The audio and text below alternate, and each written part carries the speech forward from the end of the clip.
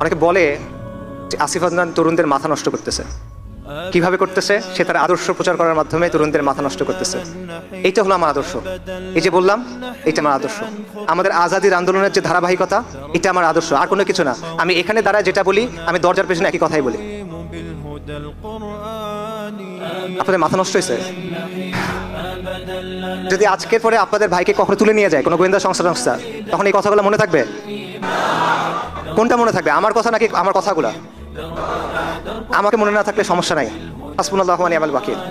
কথাগুলো যেন মনে থাকে, কারণ এইটা আমাদের অতীত, এইটা আমাদের ভবিষ্যৎ, এটা আমাদের বর্তমান। এই যে ধারাবাহিকতা, এটা আমাদের ডেস্টিনি। এটা ছাড়া আমাদের কোনো মুক্তি হবে না ভাই, সম্ভব না। ইতিহাস সাক্ষ্য দেয় যে এই জমিনে 1000 বছর ধরে ইসলাম আছে। ইতিহাস সাক্ষ্য দেয় এই জমিনের মানুষ শতাব্দীর পর শতাব্দী ঈমানের জন্য সংগ্রাম করে গেছে। ইতিহাস সাক্ষ্য দেয় এখানে 550 বছর মুসলিমদের শাসন